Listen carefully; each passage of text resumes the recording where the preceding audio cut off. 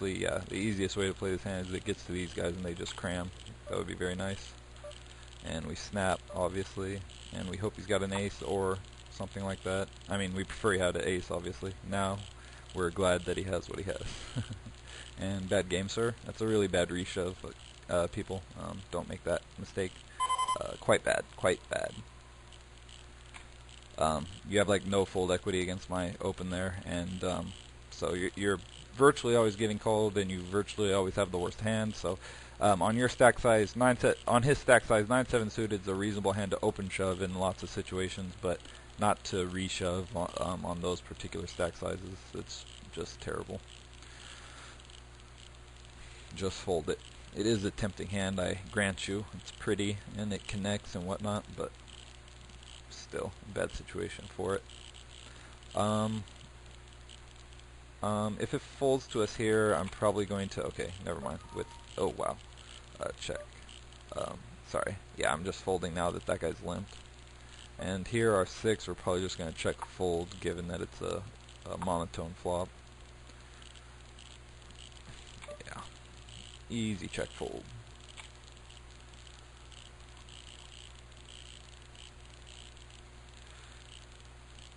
Idiot tard.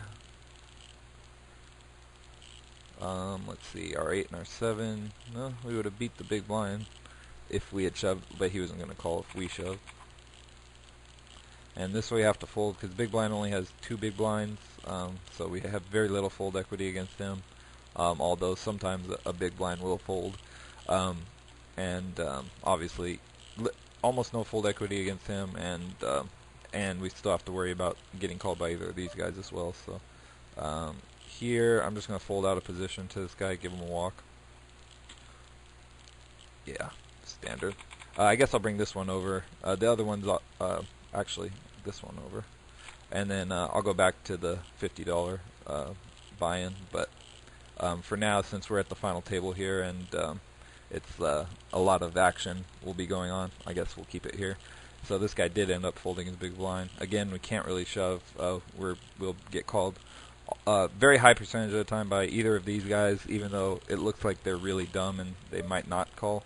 But even really dumb people are going to call on their stack sizes at this point, for the most part. A lot of the time, that is. Although now they might fold, hoping that someone goes out, or 2 people go out this hand, but apparently not.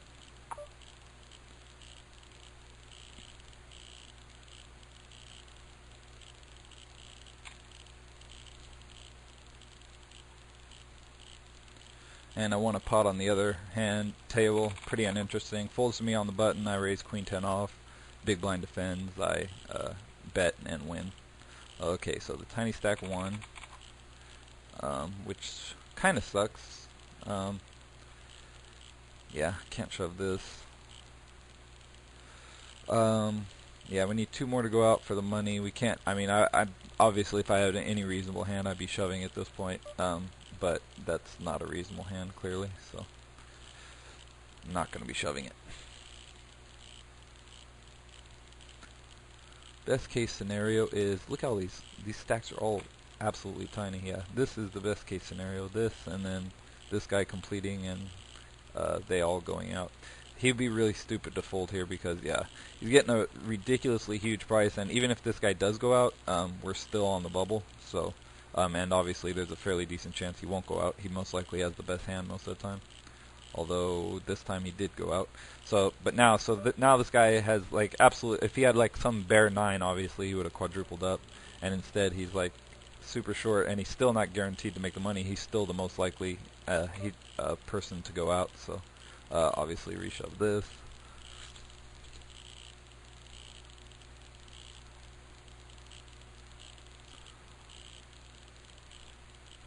See if we get unlucky on the bubble. I suspect he will call with a lot of what he raised with. It's only for, oh, well, I guess not. He's playing lag tardy apparently. That sucks for us. We didn't get called, but we did pick up a fairly large pot, and we didn't bubble, so that's good.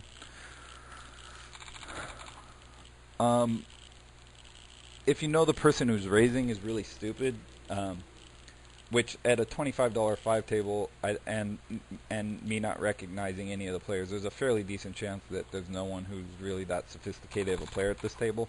And if that's the case, an argument can be made for flatting there,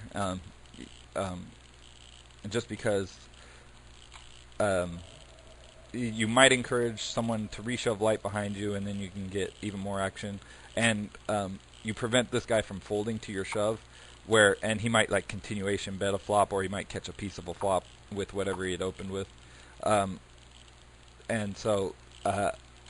But any sophisticated player, if they see you flat there, they're gonna be a lot of times if they are good, they'll be able to put you on aces or kings exactly because 100% of anything else you'd be reshoving, and they know that. So so for that reason, I wouldn't I would reshove almost all the time, and even over like a really stupid person, it's still most of the time correct to do so. We just made it into the money. I was going to say, if this guy shoves, we can call him because we'd be getting a huge price, and he'd be shoving a really wide range, having just gotten the money. And this guy, he's completed a bunch of times. I really think he's going to fold a lot of hands here. I'm just going to shove. Jack 9 off is one of the worst hands I would shove there, but I think I just have a crap load of fold equity against his complete. So. And then now when I shove this, hopefully I'll get less respect and get some calls. Ideally, one of these short stacks will shove, yeah. Someone else will call with a wide range. Yep, that's what we like to see. And now we will shippity-doo-dah quite clearly and hope that we hold. Unless this guy's trapping. I mean, if this guy was good, I might be worried that he had aces because a good player would reshove everything here except maybe aces to isolate this guy, but he's clearly not good. He's clearly an idiot, so I'm obviously not worried.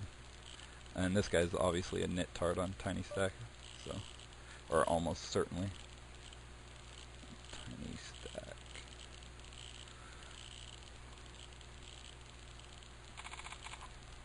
I mean, obviously, just because he had jacks there didn't mean he's necessarily a nit tart, but he had been playing so tight prior to that hand as well that it really makes you wonder. Okay, so there's 6 left. We've got at least $67, so we'll see how it goes. This guy's supposed to call with close to any two, especially since we're all the way in the money already, and the price he's getting, it would be a mistake to fold. He could possibly fold like the very worst possible hands, but I would probably call with like 9-5 plus at least, like 8-4 plus. I would only be folding extremely terrible hands there, possibly, and even those I still might call with. Other table, not too much is going on. This is hilarious. This guy min raising this stack size. ITM min raise, open shove, stack under the gun, RFL shove 986 rainbow. Yeah, that's terrible. He should open shove or fold clearly. And this guy flatted. And that was clearly atrocious. Unless he was trapping with like kings or something, but he clearly wasn't. So. And then this guy is still playing retarded nit tardy. I'm just going to cram this with the blinds as huge as they are. Nit tard monkey fish. Alright. And I'm going to cram this as well.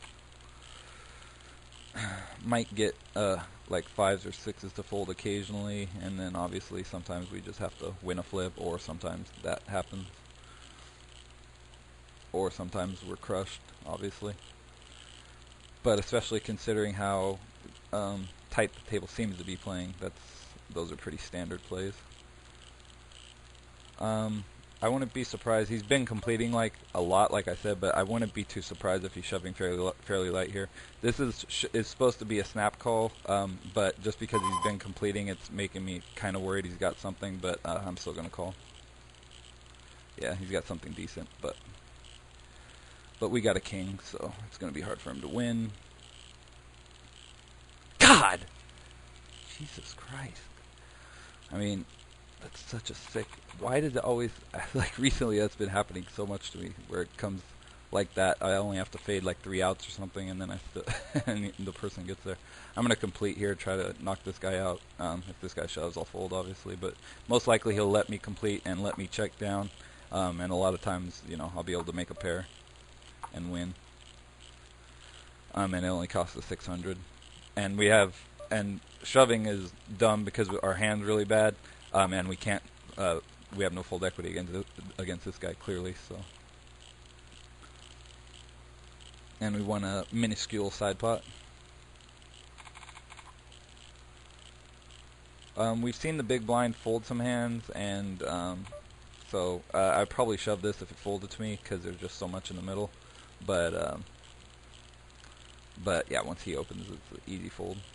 So too bad we didn't win that. We would have been like huge, monstrous chip leader with only 5 left, and this will be folding.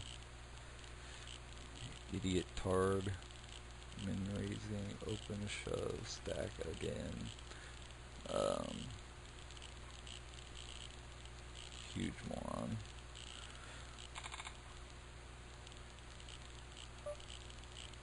Huge moron. Fold that on tiny stack. Okay. So especially with having this guy covered, he should stick in 100%.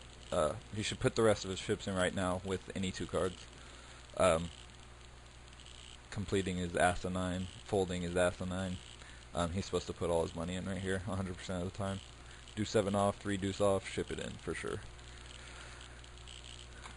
And completing, like I said, is completely asinine. Probably the stupidest thing I've ever seen. This guy should put this guy in right now. These people are idiots. He should have done that pre-flop. He's folding. Okay, he has a gut shot. If he's going to do it when he flops a gut shot, he should do it anyways, regardless. And there's the 5 ball. Knocked him out. Should have knocked, or I don't know if it would have knocked him out. Maybe he had some 7. But that's why it was stupid of him to fold. That I'll fold, especially with this guy having 0 chips practically.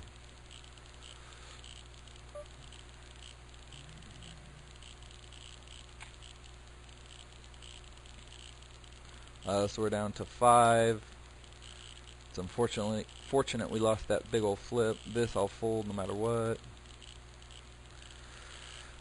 because we could have been absolutely crushing everyone right now. Because you can see how, before this hand, you can see how tight pretty much everyone was playing.